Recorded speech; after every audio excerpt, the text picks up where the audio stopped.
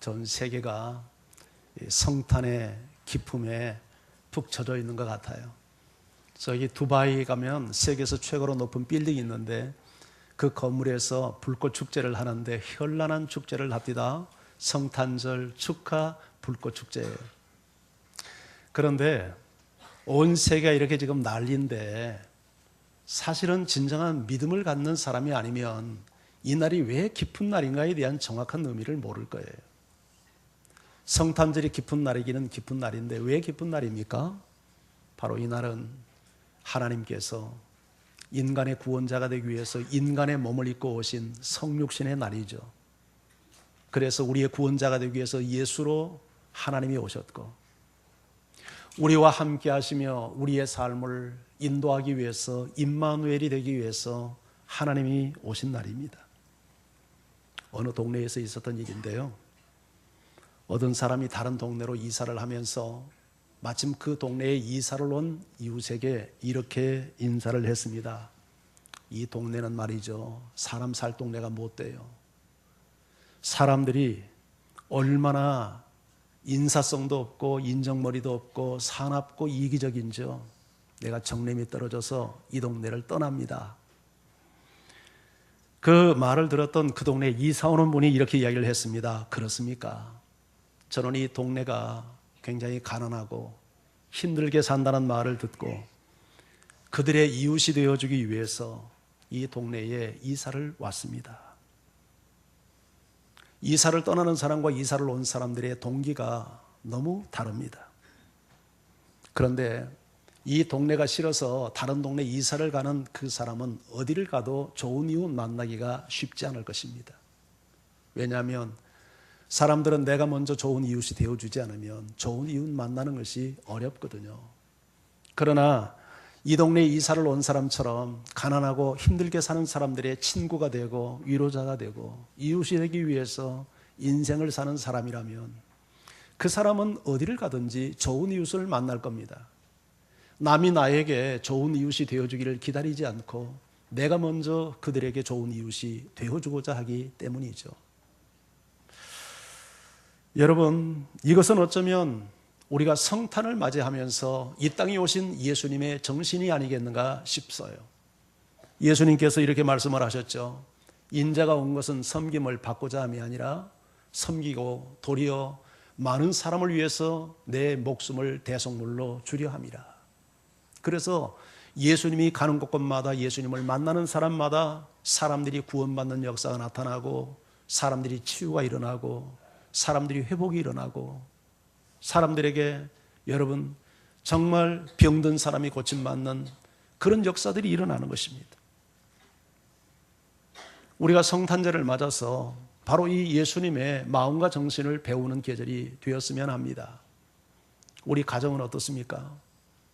만약에 우리가 부부 가정을 이루면서 이렇게 살면서도 늘 배우자가 나에게 좋은 배우자가 되지 않는다고 불평하며 사는 사람은 여러분 우리가 아마 이 세상을 떠나는 순간까지 행복을 느끼지 못하고 살 거예요. 그러나 반대로 내가 저 약하고 연약한 남편에게 아내에게 좋은 배우자가 되어줘야 되겠다 이런 마음 가지고 사는 분이라면 그 사람은 행복한 가정생활을 할 수 있으리라고 봅니다. 직장도 그렇지 않겠습니까? 직장이 나를 위해서 무엇을 해줄까 이것만을 기다리는 사람은 행복한 직장생활이 하기가 어렵습니다.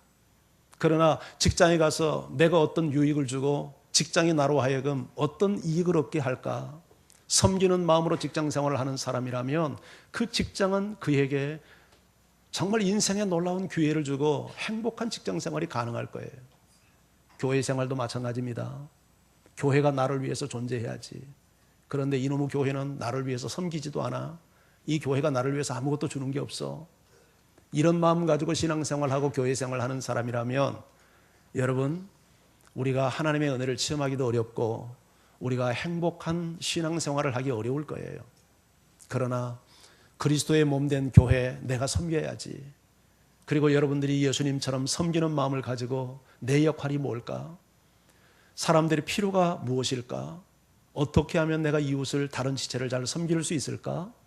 이런 마음 가지고 교회 생활을 하고 신앙 생활을 하는 사람이라면 그 교회 생활은 은혜가 넘치고 사랑이 넘치고 감동이 넘치는 교회 생활이 될 수 있다고 믿습니다.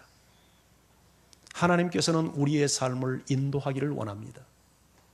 우리의 삶을 그리스도에게 인도해서 그리스도를 닮고 그리스도와 같은 삶을 살면서 우리가 행복한 삶을 살기를 하나님은 바라는 겁니다.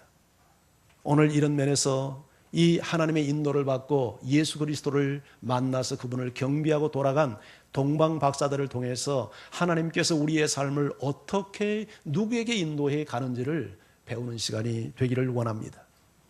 먼저 하나님은 동방 박사들을 그리스도에게 인도하기 위해서 별을 사용했습니다. 자, 오늘 1절 말씀을 같이 한번 읽어볼까요? 시작. 헤롯 왕 때에 예수께서 유대 베들레헴에서 나시매 동방으로부터 박사들이 예루살렘에 이르러 말하되. 자, 헤롯 왕이 나옵니다. 자, 유대에는 여러 명의 헤롯 왕이 있습니다. 분봉왕도 있지만 여기서 말하는 헤롯 왕은 헤롯 대왕입니다. 역사적으로 이 헤롯 대왕은 기원전 37년부터 33년 동안 기원전 4년까지 이스라엘을 지배했던, 다스렸던, 로마의 비호를 받으며 왕권을 가졌던 왕입니다. 그런데 그 당시 이 헤롯 왕은 좋은 왕이 아니었습니다.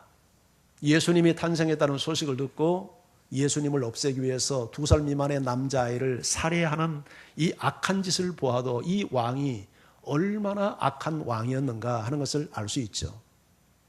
지도자가 이처럼 병들어 있으면 백성들이 고통을 당하기 마련입니다.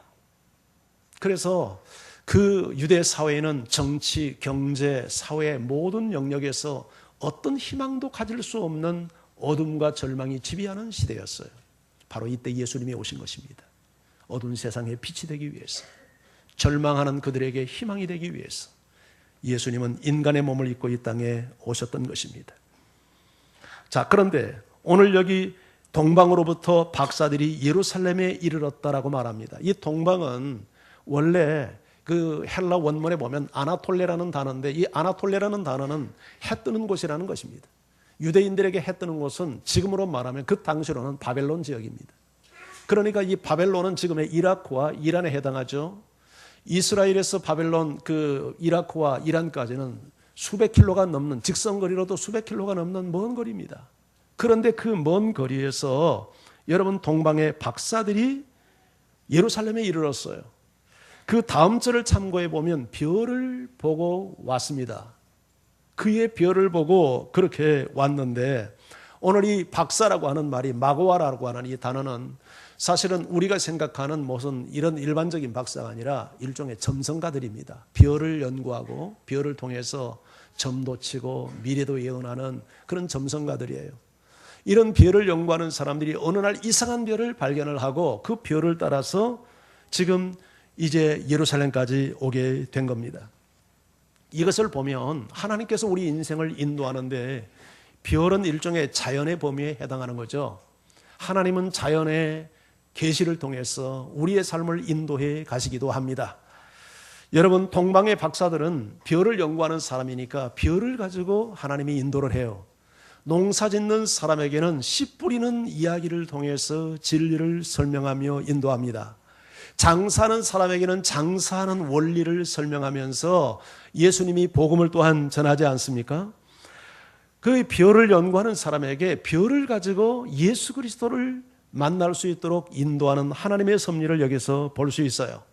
이스라엘 백성들이 출애굽을 한 다음에 광야를 여행하는데 40년 동안 광야길을 걷는데 하나님께서 낮에는 구름기둥, 밤에는 불기둥, 그들이 이해할 수 있는 환경과 문화와 자연과 이런 모든 것을 사용을 해서 하나님께서 그들의 삶을 인도해 갑니다. 여러분 그런가 하면 요나가 하나님의 명령을 거역하고 니느웨로 가지 않고 전 반대 방향 서쪽 다시스, 지금의 스페인으로 도망을 가기 위해서 배를 타고 도망을 가잖아요. 그런데 하나님께서 풍랑이라고 하는 이 자연의 이 도구를 사용을 해서 그의 가는 길을 막고 그의 목적지로 갈 수 있도록 그의 삶을 인도합니다. 돈에 눈이 벌어가지고 저주해서는 안 될 하나님의 백성을 저주하기 위해서 따라가는 발람에게 그가 타고 가는 나귀를 사용을 해서 하나님께서 그에게 말씀하시죠. 베드로가 너무 두려워서 예수님을 부인해 버립니다. 그때 다구는 소리를 통해서 하나님의 주님의 말씀을 생각나게 만들고 그를 회개 자리로 인도해 가시는 하나님의 섭리를 볼 수 있어요. 이처럼 성경을 보면 하나님은 이처럼 자연의 이치와 섭리를 통해서 우리에게 다양한 경로의 말씀을 하십니다. 자, 그런데 신약 성경에 보면 하나님은 독특한 또 하나의 별을 사용하시는 것을 볼 수 있습니다. 그 별이 요한계시록 2장 1절에 나타나는데요. 같이 한번 읽어볼까요? 시작.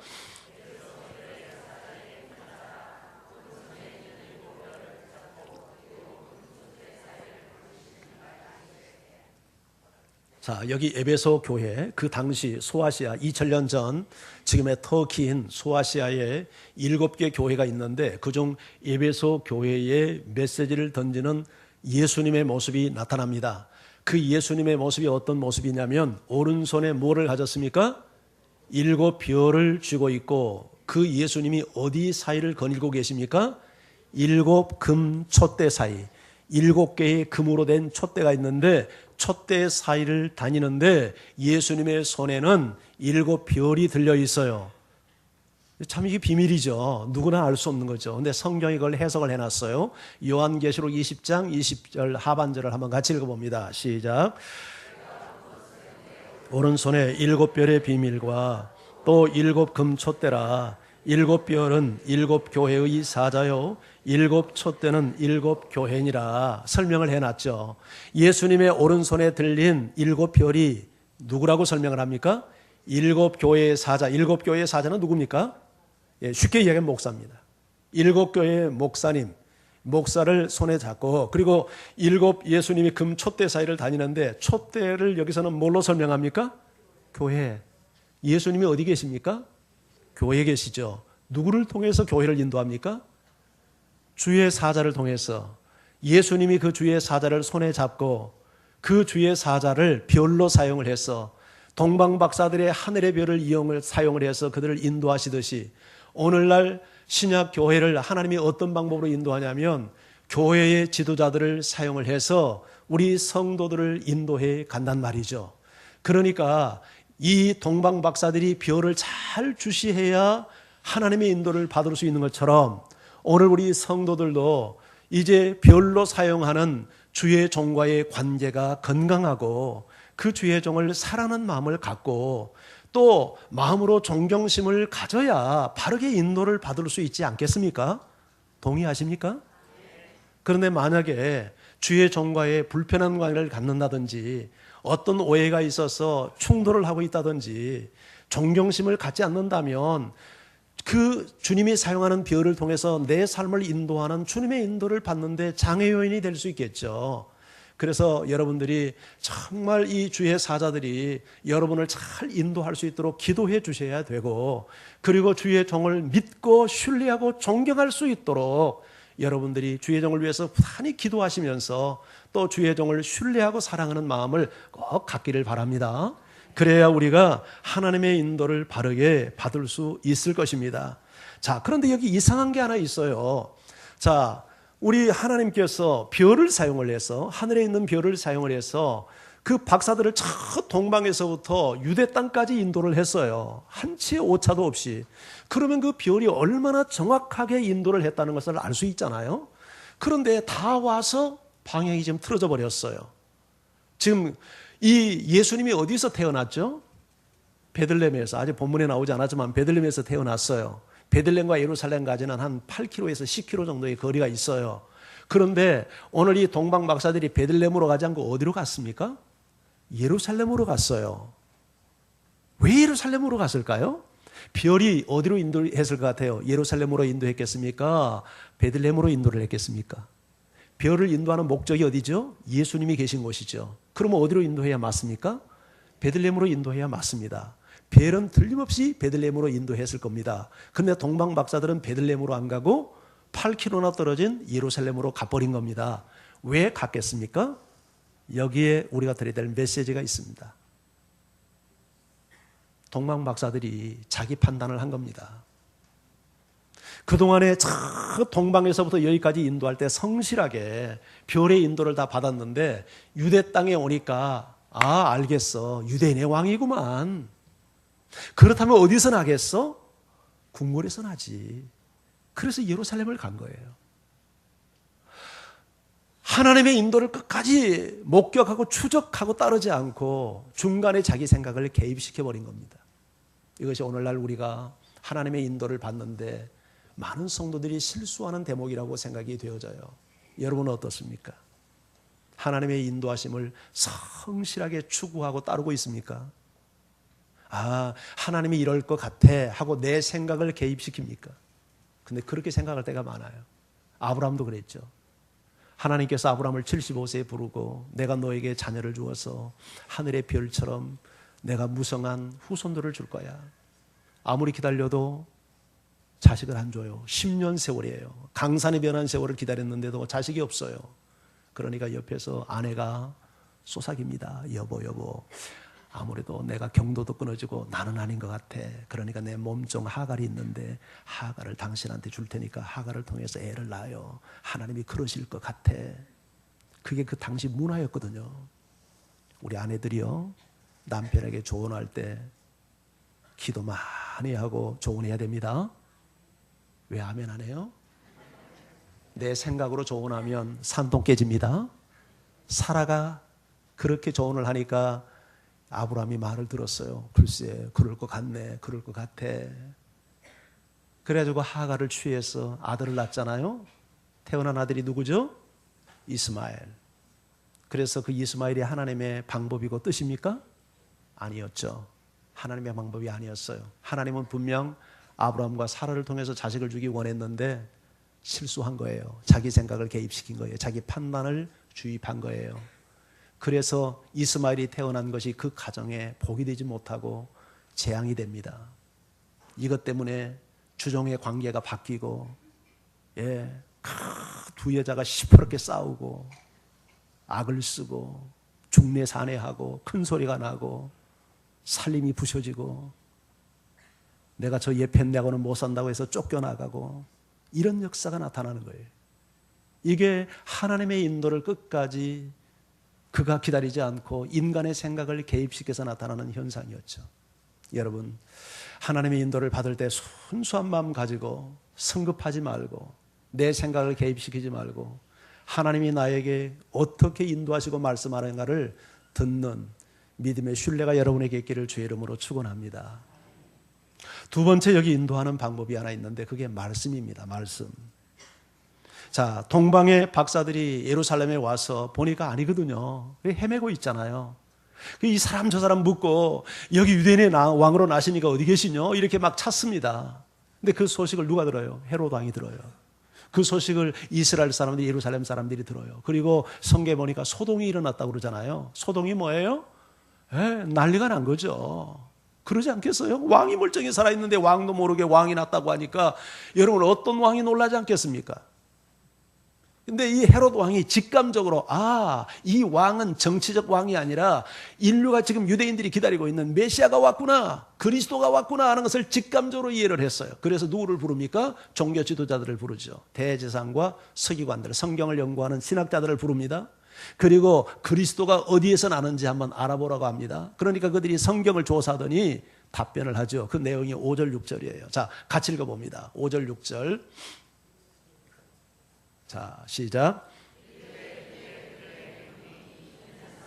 이렇게 기록된 바 또 유대 땅 베들레헴아, 너는 유대 고을 중에서 가장 작지 아니하도다. 내게서 한 다스리는 자가 나와서 내 백성 이스라엘의 목자가 되리라 하였음이니이다. 여러분, 자, 그리스도가 어디에서 난 것을 지금 일러줍니까? 유대 베들레헴에서 난다. 어떻게 알았죠? 선지자의 글을 본 거예요. 여기 선지자는 누구냐면 미가 선지자입니다. 미가 선지자가 미가서 5장 2절에 여러분, 이 메시아가, 그리스도가 유대 땅 베들레헴에 태어날 것을 이미 예언을 했어요. 그 성경을 가지고 일러줘요. 하나님께서 우리를 인도하는데, 제가 앞에 소개하는 건 별, 자연을 통해서, 일반 계시를 통해서 인도하는데 그 일반 계시는 희미합니다. 그래서 하나님은 특별 계시를 주었어요. 말씀을 주신 거예요. 이 말씀은 우리를 그리스도에게 인도하고 우리의 삶을 구원하는데 완벽한 하나님의 인도의 도구예요. 성경은 이렇게 말합니다. 시편 18편 30절 말씀 같이 읽어봅니다. 시작. 하나님의 도는 완전하고 여호와의 말씀은 순수하니 그는 자기에게 피하는 모든 자의 방패시로다. 하나님의 도가 뭡니까? 하나님의 말씀이죠. 하나님의 말씀은 완전하고 하나님의 말씀은 어떤 오물도 여기 오염물질도 끼어있지 않는 순수한 말씀이고, 그래서 자기에게 피하는 자, 그 말씀 앞에 피하는 자는 모든 자의 방패가 되신다. 하나님의 말씀은 우리를 완전한 곳으로, 가장 안전한 곳으로 인도하는 그런 방패와 같은 말씀이다. 그런 말씀이죠. 자, 시편 19편 7절 말씀도 같이 읽어봅니다. 시작. 여호와의 율법은 완전하여 영혼을 소생시키시며 여호와의 증거는 확실하여 우둔한 자를 지혜롭게 하며. 여호와의 율법은 하나님의 말씀입니다. 하나님의 말씀은 완벽하고 완전한 책입니다. 완전한 말씀입니다. 무엇을 하기에? 우리 영혼을 소생시키기에, 죽은 영을 살리고 침체된 영을 다시 회복시키기에 하나님의 말씀은 완전한 책인 것을 믿습니다. 믿음이 떨어졌습니까? 말씀을 들으셔야 합니다. 여러분의 영혼이 침체되어 있습니까? 흔들리고 있습니까? 하나님의 말씀으로 돌아오셔야 합니다. 여호와의 증거는 확실하여 우둔한 자, 미련한 자를 지혜롭게 하는 책입니다. 인생의 지혜가 성경 속에 들어있습니다. 인생의 바른 삶의 지혜가 하나님의 말씀을 통해서 주어집니다. 하나님의 말씀은 우리의 삶을 완전하게 살아갈 수 있도록 인도하는 최고의 책이요 최고의 진리의 말씀입니다. 계속되는 8절 읽어볼까요? 8절 시작. 여호와의 교훈은 정직하여 마음을 기쁘게 하고 여호와의 계명은 순결하여 눈을 밝게 하는도다. 여호와의 교훈이 하나님의 말씀이죠. 이 교훈은, 하나님의 말씀은 정직하여 우리 마음을 기쁘게 합니다. 하나님의 말씀을 듣고 인도를 받고 말씀으로 깨달음을 갖는 사람들은 마음의 기쁨을 얻어요. 왜? 말씀이 진리니까. 이 속에 답이 있단 말이죠. 우리가 답을 몰라서 인생이 힘든 거 아니에요? 그런데 말씀을 통해서 인생의 답을 얻으면 마음의 기쁨이 생기고, 여러분, 계명은 순결해요. 우리 눈을 밝게 한다. 눈을 막는다는 게 뭐예요? 옳고 그른 것을 분별하고 사리를 판단하게 되고 목적을 발견하게 되고. 세상에 이런 명령이 어디에 있습니까? 하나님의 말씀을 통해서 하나님은 우리의 삶을 인도해요. 여러분의 이성과 지성과 경험 의지하지 마세요. 인간의 지성은 다 병들어 있어요. 완전하지 못해요. 그러나 하나님의 말씀은 완전해요. 그래서 우리의 삶을 지혜의 삶으로, 완전한 삶으로 인도해 갑니다. 자, 계속되는 구절도 읽어봅니다. 함께요. 시작.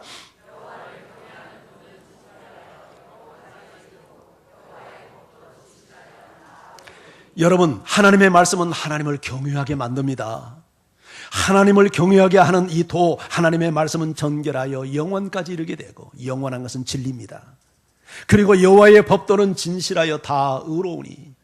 여러분, 하나님의 말씀은 진실한 책이에요. 그래서 언제나 우리의 삶을 옳은 길로 인도해 갑니다. 아멘입니까? 세상의 모든 것들이 우리에게 방향을 제시하지만 다 완전하지 못해요. 하나님의 말씀만이 완전한 책이에요. 우리를 예수 그리스도에게 구원의 길로 최상의 삶을 사는 그런 자리로 하나님의 말씀을 통해서 하나님은 우리의 삶을 인도해 가십니다. 여러분의 가정에 위기를 겪고 있습니까? 내 내면의 위기를 겪고 있습니까? 말씀으로 빨리 돌아오세요. 여러분, 인생을 살아가면서 여러 가지 삶의 방황을 하고 있습니까? 그렇다면 말씀으로 돌아오세요. 그래서 마지막 결론 이렇게 이야기를 합니다. 말씀을 사모하랍니다. 10절을 같이 읽습니다. 시작. 금 곧 많은 금보다 더 사모할 것이며 꿀과 송이꿀보다 더 달도다. 여러분, 사람들은 얼마나 금을 사모합니까? 얼마나 돈을 사모합니까? 그러나 우리가 금을 사모하고 돈을 사모하는 것보다 더 말씀을 사모하라고 말합니다. 갈망하라고 말합니다. 이 말씀을 찾고 요구하라고 말씀입니다. 여러분, 이렇게 말씀을 가까이 두고 사모하고 갈망하고 말씀을 찾고 말씀 속에서 하나님의 인도를 기다리고 하나님이 내 삶에 지혜를 주시도록 말씀 속에 들어가는 역사가 여러분에게 있기를 원합니다. 말씀을 사모하는 사람은 그 말씀이 송이꿀처럼 달다고 말합니다. 말씀이 송이꿀처럼 달아야 돼요. 성경을 읽는데 퍽퍽하고 졸음이 온다든지, 말씀을 듣는데 무슨 말인지를 모르고 꾸벅꾸벅 졸고 있다든지, 그 영이 죽어 있는 거예요. 이 사람은 말씀을 사모하는 사람이 아니에요. 정말 하나님의 말씀이 진리요, 그 말씀이 지혜의 책이요, 완전한 내 영혼을 소생시키는 능력의 책이라고 믿는 사람은 말씀을 그렇게 대할 수 없어요. 말씀이 선포될 때 긴장을 하고 마음의 귀를 기울이고 말씀 앞에 순복하고 그의 말씀이 내 심령 속에 들려질 때 소위꿀처럼 달게 느껴지고 이런 역사를 여러분이 경험하시기를 주의 이름으로 축원합니다. 자, 동방의 박사들은 대제사장과 서기관들이 성경을 연구해서 일러준 베들레헴을 향해서 갑니다. 그런데 여기 아이러니가 있습니다. 메시아가 왔다는 사실을 동방 박사들을 통해서 깨닫고 헤롯도 충격을 받고 놀래고 온 예루살렘이 지금 소동이 벌어지고 있어요. 그렇다면 성경을 연구하고 성경을 가르치는 종교 지도자들, 대제사장과 서기관들이 적어도 예수가 나셨다고 하는 베들레헴의 현장에 찾아가서 그를 만나고 확인하고 사실이라면 경배해야 옳지 않습니까? 그런데 오늘 성경은 그들이 예수를 찾았다는 기록이 없습니다. 이방에서 수말리를 걸어온 이방인은 아기 예수께 경배하기 위해서 주님을 찾아가는데 유대인이요 성경을 가르치는 종교 지도자라고 하는 대제사장과 서기관은 예수님이 오셨다는 사실을 알면서도 발걸음을 옮기지 않습니다. 이게 신앙입니까? 이게 믿음입니까? 그 당시 종교 지도자들의 영적 상태가 얼마나 병들고 그 당시 종교가 얼마나 타락한 시대의 종교였는가를 우리에게 지금 보이는 대목 아닙니까? 어떻게 메시아가 왔는데, 어떻게 그리스도가 왔는데, 어떻게 그들이 수천 년 동안 기다리는 메시아가 왔는데 그 소식을 듣고도 가만히 있을 수 있어요? 그런데 이런 유형의 신앙을 갖는 현대인들이 너무 많습니다. 우리가 교회 생활 5년, 10년 하다 보면 하나님에 대해서 알 만큼 다 압니다. 예수님이 어떤 분인지 다 알 만큼 압니다. 그러나 내가 하나님을 알고 예수님을 아는 그 지식이 내 믿음을 보증합니까? 그렇지 않습니다. 성경에 대해서는 모든 원리까지 다 해서 논쟁을 일삼는 그런 사람들이 그 말씀대로 살지 않는다면 그건 거짓된 믿음이고 거짓된 지식입니다. 야고보가 얘기하죠. 너희가 하나님이 한 분인 줄 아느냐? 잘하는도다. 그런데 귀신들도 알고 떨기까지 하느니라. 무슨 말입니까? 하나님이 한 분인 것을 알고 하나님이 살아계신 것을 아는 것 자체가 믿음이 아니라는 얘기죠. 그런 정도의 믿음은 귀신들도 갖고 있는 믿음이라는 거죠. 귀신의 믿음이 참 믿음이 아닌 것은 여러분 하나님이 어떤 분인지를 아느냐 모르느냐에 있지 않고 알기는 알지만 하나님에게 항복하지 않습니다. 순복하지 않습니다. 순종하지 않습니다. 따르지 않습니다. 예비하지 않습니다. 이건 거짓된 믿음이라죠. 아무리 성경을 알아도 말씀 앞에 반응하지 않는다면 그 지식은 죽은 지식이요. 그 믿음은 죽은 믿음이죠. 야고보 사도는 도전합니다. 과연 그 믿음이 당신의 영혼을 구원할 수 있겠느냐? 여러분 내 삶을 구원할 수 없는 죽어있는 지식이요 죽어있는 믿음이라면 그건 참 믿음이 아니라는 얘기죠. 그러면서 행함이 없는 믿음은 죽은 것이라. 영혼 없는 몸이 죽은 것 같이 행함이 없는 믿음은 죽은 것이라고 정의합니다. 당신의 믿음은 어떤 믿음입니까? 하나님이 어떤 분이고 무소부재하시고 사랑이시고 거룩이시고 예수님은 하나님의 아들이시고 베들레헴에서 태어나고 이걸 다 아는 것으로 내가 믿음 좋은 사람이라고 혹시 자유하고 있지 않습니까? 아무리 하나님에 대하여 아무리 그리스도에 대하여 많은 것을 알아도 당신이 알고 있는 지식에 반응하지 않는다면 순종하지 않는다면 그 믿음은 거짓된 믿음이죠. 그 믿음은 자기 인생을 구원하지 못합니다. 천국 못 갑니다. 그런데 더 중요한 게 있습니다. 자기 삶의 구원을 경험하지 못합니다. 말씀에 순종하지 못한 사람, 말씀을 자기 삶에 적용하지 못한 사람은 예수를 믿지만 가정생활이 지옥입니다. 말씀을 적용하지 않기 때문이죠. 인간관계가 다 파괴되어 있습니다. 이 세상을 살아가면서 물질의 노예가 되어 삽니다. 왜냐하면 말씀을 적용하지 않기 때문이죠.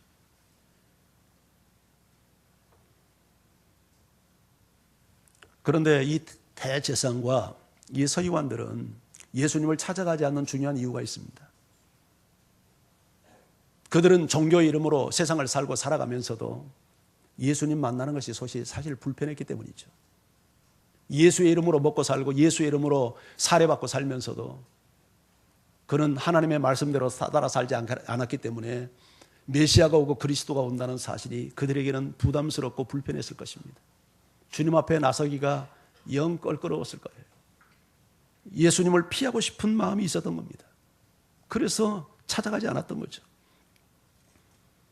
여러분, 예수님이 다시 오시고 오실 날이 가까웠다는 이야기를 들으면 마음이 기쁩니까? 마음이 근심이 됩니까?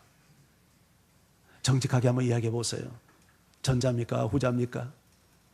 웃으시는 걸 보니까 후자 쪽이 가까우시군요. 그런데 그건 비정상입니다. 우리가 정상적인 신앙생활을 하고 있다면 예수님 빨리 오시도록 사모해야 합니다. 초대교회의 성도들이 예수 믿는 것 때문에 말할 수 없는 핍박과 환난을 경험하지 않았습니까? 카타콤에 들어가서 평생을 무덤 속에서 신앙을 지키기 위해서 살지 않습니까? 그러니 그들이 무슨 세상에 낙이 있겠습니까? 그들의 낙이 있고 소망이 있다면 주님 빨리 오시는 거죠. 그래서 초대교회 성도들의 인사가 무슨 인사였다고요? 좀 크게 이야기해봐요. 햇님이 크게 이야기해봐라. 마라나타. 마라나타가 무슨 뜻이지? 주여 어서 오시옵소서. 믿음을 가지고 사니까, 참 믿음을 가지고 사는 사람은 세상에서 정을 붙일 수 없는 거예요, 사실. 그렇잖아요? 믿음으로 바르게 사는 사람이 세상이 너무너무 좋아. 이 세상이 끝나면 안 되지. 주님, 더디 오시옵소서. 이 좋은 세상, 제가 지금 가기는 너무 억울합니다. 이렇게 사는 분이 있다면 마라나타라는 인사 할 수 있어요, 없어요? 못하죠. 그런 인사하는 사람 보면 인상 쓰죠. 지랄하고 있네. 이렇게 그러지 않겠어요? 일제 우리 강점기 때 일본 사람들이 우리에게 와서 주권도 빼앗고 신앙의 자유도 빼앗았죠. 신사참배 요구했죠. 천황숭배 요구했죠. 그래서 오늘 저녁에 우리 주기철 목사님이 그 일대기가 KBS1에서 10시부터 60분 방영이 된답니다. 그거 다 보십시오. 오늘 철야도 없잖아요. 그거 보라고 오늘 철야 안 하는 겁니다. 거기 가서 다 보세요. 예, 그거 봐야 된답니다. 그래야 일반 방송에서 이 성경적인 이야기, 이거 기독교 이야기를 60분 동안 방영하는 것은 쉬운 일이 아닌데 시청률이 낮으면 다음에는 이런 기독교 이런 그 영상물 만들지도 않는답니다. 뭐 세상이라는 건 다 그런 것 아닙니까? 뭐 시청률이 높아야 되는 거지 시청률이 낮으면 안 되잖아요. 예. 그때는 주기철 목사님은 순교자입니다. 신사참배 반대하다가 순교당한 겁니다. 손양원 목사님도 마찬가지죠. 주기철 목사님은 일제 때 죽고 이 손양원 목사님은 6.25 사변 이후에 여순 반란 사건 때 공산당에 총에 맞아 죽죠. 그런데 이런 힘들고 어려운 시절에 많이 불렀던 노래가 뭐냐면 주님 고대가라는 노래를 많이 불렀어요. 제가 초등학교 4학년 때, 그러니까 제가 초등학교 4학년이면 이제 60년, 61년, 2년 그 정도 됩니다. 그 6.25 직후에 참 우리가 힘들고 어렵게 배고프고 그렇게 보릿고개를 넘기는 시절이에요. 그때 우리 선배들이 무슨 노래를 불렀냐면 주님 고대가, 그 주님 고대가가 손양원 목사님이 만든 노래거든요. 그 노래를 불렀어요. 우리 같이 한번 불러볼까요? 한 3절만 같이 불러봐요.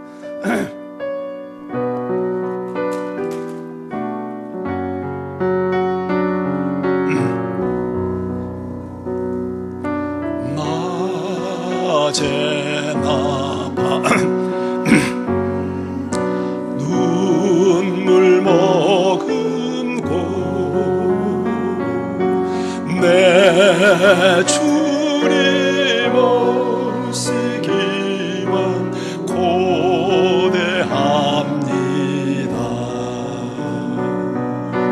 가실 때 다시 오마 하실 예수님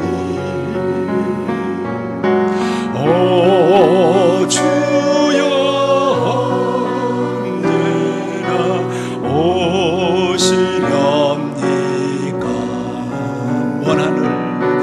먼 하늘 이상한 구름만 떠도 행여나 내 주님 오시는가에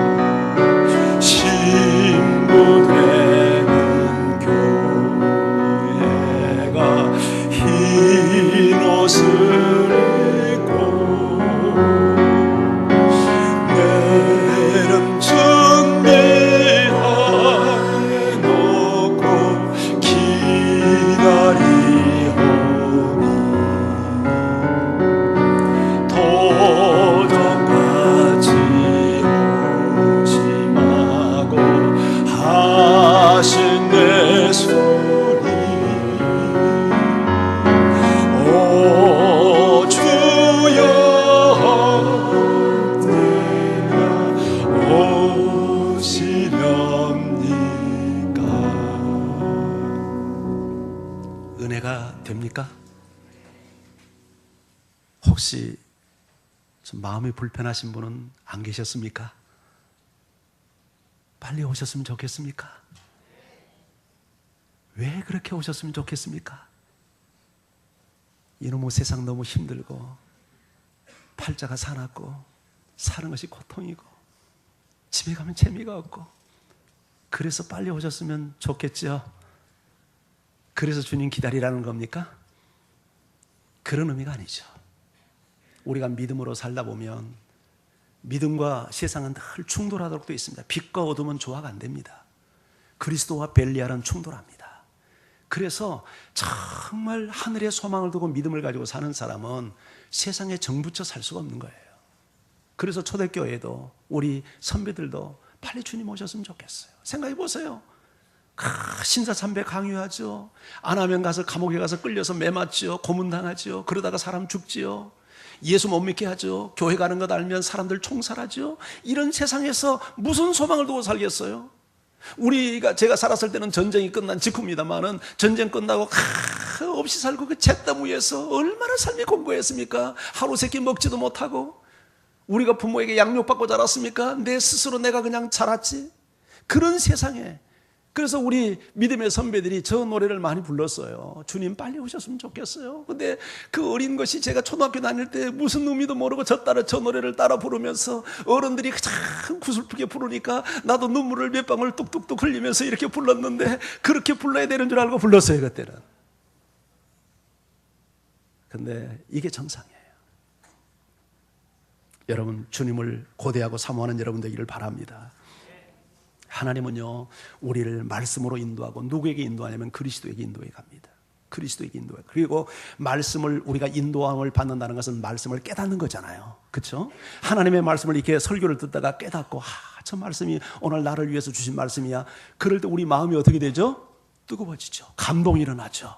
성경에 그런 역사들이 나타나잖아요. 우리 누가복음 24장 32절 같이 한번 읽어봅니다. 시작. 그들이 서로 말하되 길에서 우리에게 말씀하시고 우리에게 성경을 풀어주실 때에 우리 속에 마음이 뜨겁지 아니하다냐. 이건 누가 얘기하는 거냐면 예수님이 십자가에 죽고 이제 엠마오에로 내려가는 두 제자가 고향으로 내려가는데 부활하신 예수님이 나타나서 예수님인 줄 몰랐죠, 그때. 그런데 예수님이 길에서 성경을 풀어주는데 나중에 이제 눈이 열려서 그분이 예수님이었구나 이걸 나중에 알잖아요. 그때 예수님인 이걸 알고 두 제자가 고백한 말이에요.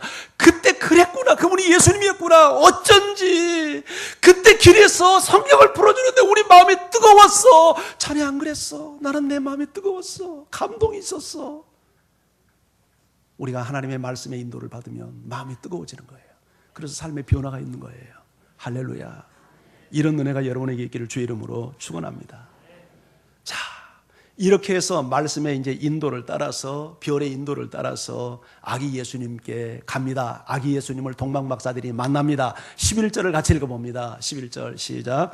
집에 들어가 아기와 그의 어머니가 마리아가 함께 있는 것을 보고 엎드려 아기께 경배하고 보배압을 열어 황금과 유향과 몰약을 예물로 드립니다. 여러분, 그들이 먼 길을 달려와서 누구 만나기 위해서 온 겁니까? 그리스도를 만나죠. 그런데 아기의 모습으로 오신 그리스도죠. 아기 예수를 만나기 위해서 옵니다. 하나님께서 우리의 삶을 인도하는 궁극적 목적지는 예수님이에요. 왜요? 예수님은 나를 살리기 위해서 이 땅에 오신 구원자니까요. 자기 백성을 자기 죄 가운데서 구원한다는 뜻이 예수라는 뜻이잖아요. 예수님은 나를 죄에서 구원하기 위해서 오신 분이에요. 그래서 하나님은 우리를 예수에게 인도합니다. 예수님은 임마누엘이죠. 하나님이 나와 함께 하시며 내 삶을 지키시고 나를 보호하시고 내 삶을 인도하고 내 삶을 최상의 삶으로 인도하기 위해서 우리 주님이 오셨죠. 그래서 하나님은 우리의 모든 환경을 동원해서 우리를 그리스도에게 인도해 가십니다. 아멘. 여러분, 주님 만나면 어떤 일이 일어납니까? 구원의 역사가 일어나죠. 죽은 영이 살고 가치의 변화가 일어나고 삶의 변화가 일어나고 누구든지 그리스도 안에 있으면 새로운 피조물이라 이전 것은 지나갔으니 보라 새 것이 되었도다. 할렐루야. 이런 변화가 여러분의 삶 속에 있기를 원합니다. 그래서 사도 바울이 이렇게 도전합니다. 정말 그리스도가 네 안에 있는지 한번 점검해봐라. 그리스도가 네 안에 있다는 것을 스스로 알지 못하면 너는 버리운 자라. 우리 고린도후서 13장 5절 말씀 한번 읽어봅니다. 자, 같이요. 시작. 믿음 안에 있는가? 너희 자신을 시험하고 너희 자신을 확증하라. 예수 그리스도께서 너희 안에 계신 줄을 너희가 스스로 알지 못하느냐? 그렇지 않으면 너희는 버림을 받은 자니라. 너희가 믿음 안에 있는가? 정말 예수 믿는 사람인가? 너희 자신 한번 시험해봐라. 그리고 확증하라. 나는 믿는 사람이 분명해요. 이렇게 확증하라는 거예요. 예수 그리스도께서 너희 안에 계신 줄을 너희가 알지 못하느냐? 우리가 예수님을 영접하면 주님은 내 안에 계십니다. 내 인생의 주인이 되어 내 안에 계셔요. 너희가 그것을 스스로 알지 못하면 너희는 버림받은 자다. 주님이 내 안에 계시면 내가 주님이 내 안에 계신 걸 분명히 안다는 얘기죠. 누가 압니까? 스스로 알죠. 본인이 알죠. 어떻게 합니까? 표시가 나니까 알죠. 예수님이 여러분 안에 계십니까? 그냥 아멘만 하지 말고 진짜로 아멘입니까? 표시 납니까? 목사인 저는 속일 수 있어도 하나님 속일 수 없잖아요. 정말 내 안에 주님이 계시는가? 이 질문을 받으면 아마 혼돈에 빠지는 분들이 적지 않을 거예요. 정말 주님 내 안에 계실까?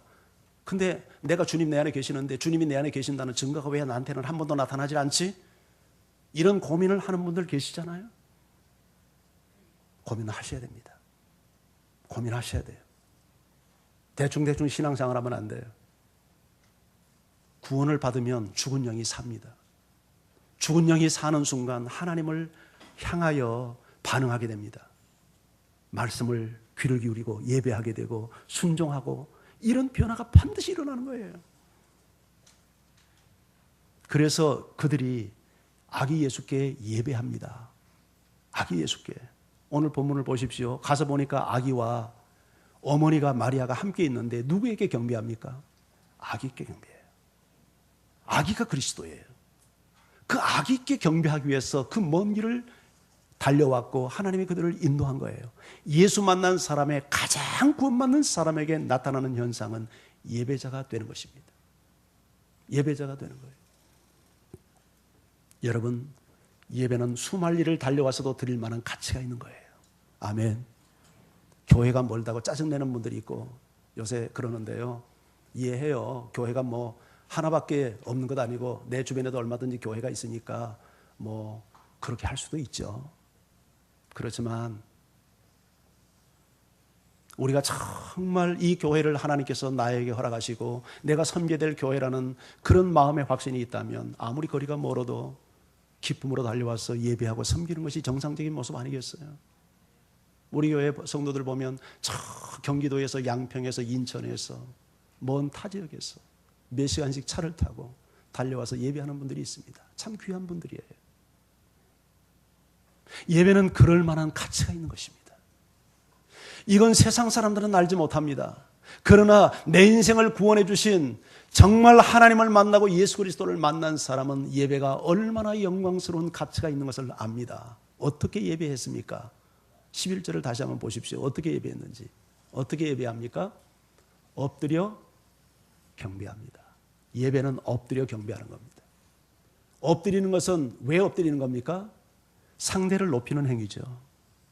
이게 프로스코네오, 상대방의 발 앞에 엎드려 키스한다는 뜻인데 그걸 예배라고 그 헬라어는 이야기합니다. 예배는 엎드려서 상대를 높이는 겁니다.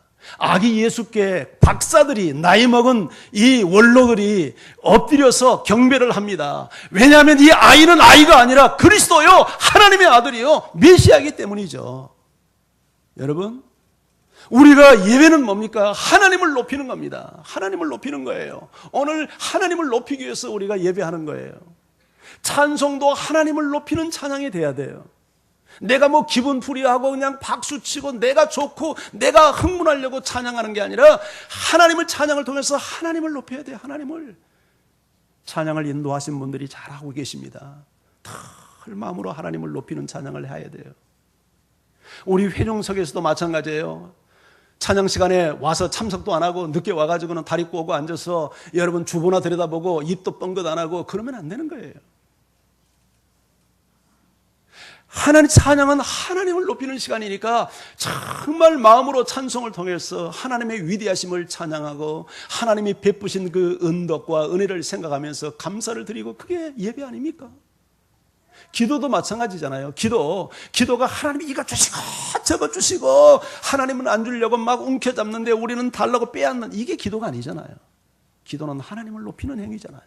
하나님을 찬양하고 하나님께 감사, 하나님을 인정해드리고, 내가 필요한 것을 구하는 요소도 없는 건 아니지만 그보다 더 먼저 본질적으로 하나님의 뜻을 따르기 위해서 나를 쳐서 복종시키고 그 앞에 무릎 꿇고, 이게 기도의 본질이죠. 설교도 마찬가지 아닙니까? 설교자가 자기의 실력을 과시하기 위해서 운면적인 설교를 하는 게 설교가 아니라, 설교의 모든 정신과 사상이 하나님을 높여드리고 하나님을 드러내는 게 설교 아니에요? 모든 예배가 하나님을 높이는, 그 앞에 무릎 꿇는, 그 앞에 항복하는, 그래서 주의 말씀 앞에 순종을 결단하는, 그게 예배죠. 아멘. 그런 예배자가 되기를 주의 이름으로 축원합니다. 그들은 그렇게만 예배했나요? 11절 다시 한번 보여줘 보세요. 그리고 나서 어떻게 합니까? 방송실 11절 띄워. 11절 띄워봐요. 11절 나와라 오바. 어떻게 합니까? 경배하고 보배합을 열어서 황금과 유향과 몰약을 드립니다. 그 아기가 황금 받고 좋아했을까요? 돌잔치한테 금반지 끼워주니까 애들이 좋아합니까? 황금과 유향과 몰약은 나를 드리는 표현입니다. 그런데 저게 다 공통점이 있습니다. 뭐냐면 보물들입니다. 그래서 보배합이라고 말합니다. 황금과 유황을 넣는 그릇을 보배합이라고 그러잖아요. 보물단지라는 얘기죠. 보물단지를 열어서 황금과 유황과 몰약을 아기 예수께 예물로 드렸습니다. 예배는 나를 드리는 것입니다. 그래서 나를 드리는데 나의 최상을 드리는 것이죠. 적당히 나를 드리는 신용만 하는 게 아닙니다. 나의 가장 중요한 것을 드리는 것입니다. 이것이 예배고, 이것이 우리가 하나님께 드리는 헌금 정신이지 않습니까? 헌금을 드릴 때 그저 헌금 주머니에 손을 넣을 수 없으니까 그냥 1,000원짜리 한 장 이렇게, 그렇게 넣는 게 헌금이 아니죠. 물론 1,000원짜리가 나쁘다는 건 아닙니다. 어떤 분에게는 1,000원짜리도 다른 사람 100만 원, 1,000만 원의 가치를 가지고 드리는 분들이 계실 거예요. 제가 그걸 말하는 게 아닙니다. 그런데 정말 자기의 더 나은 정성을 드릴 수 있음에도 불구하고 믿음이 없어서 10,000원짜리 지피면 밀어넣고 1,000원짜리 꺼내서 드린다면 그건 보배를 드리는 사람이 아니죠. 자기의 최상을 드리는 사람이 아니죠. 구약의 성도들은 하나님 앞에 자기를 드리는 표현으로 제물을 드리는데 자기의 최상을 드리기 때문에 희생제물이라고 드렸어요. sacrifice, 희생제물. 자기 희생을 드린다는 거죠. 그리고 우리가 헌금을 드릴 때도 좀 희생이 담겨서 드려야 되지 않겠습니까? 그것이 헌금 정신이죠. 여러분,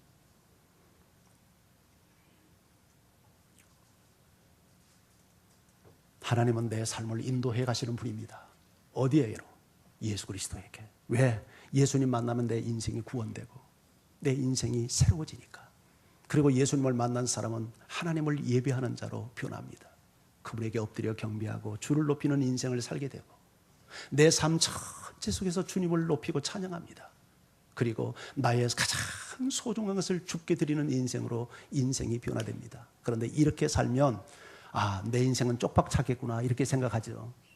그런데 주 앞에 내 인생을 드리며 살면 그 사람은 쪽박을 차는 게 아니라 대박이 터집니다. 그 삶 속에 기쁨을 주시고 평안을 주시고 천국을 주시고 하나님이 소유도 주시고 재물도 주시고, 이것이 우리가 믿는 고백입니다. 여러분, 예배를 드리고 돌아가는 그들이 12절의 기록도 있는데요. 12절 말씀을 같이 한번 읽어볼까요? 12절 시작.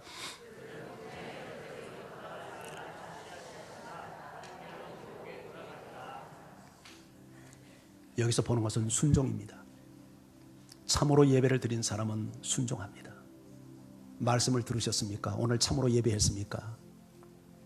오늘 설교를 통해서 내게 주신 말씀 앞에 반응하시기를 바랍니다. 그 사람이 진정한 예배자입니다.